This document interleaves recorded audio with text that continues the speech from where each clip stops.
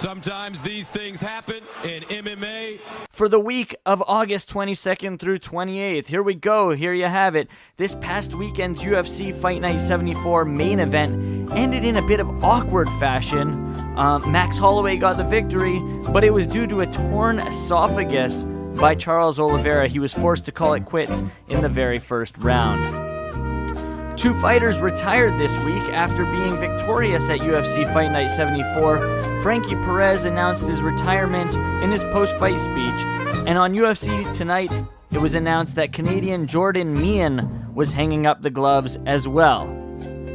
Alexis Davis will be out of action until sometime in 2016, but not due to injury, instead because she's pregnant. So congratulations to her and her husband. WSOF exec Ali Abdelaziz told MMA Fighting's Ariel Helwani earlier this week that Melvin Gillard is a world champ tapper and he sucks. Yes, he was a former WSOF employee, so Ali Abdelaziz knows him fairly well. Chad Mendes versus Frankie Edgar is set for the main event of the TUF 22 finale in December. Finally, Alistair Overeem versus Junior Dos Santos has been announced. This one has been a long time coming. It is the co-main event at UFC on Fox 17. TMZ spoke with both Miesha Tate and Chris Cyborg, and they both believe they have been screwed by the UFC because Holly Holm will get the next crack at Ronda's belt.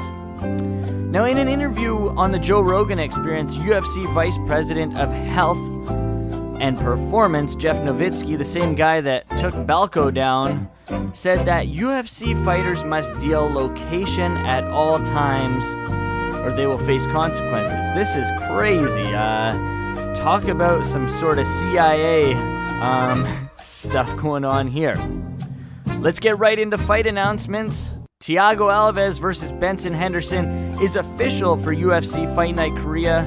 And Mirko Kokop also says he's on that card. He's fighting against Anthony Hamilton. Stefan Struve versus Jared Roshold is set for UFC 193.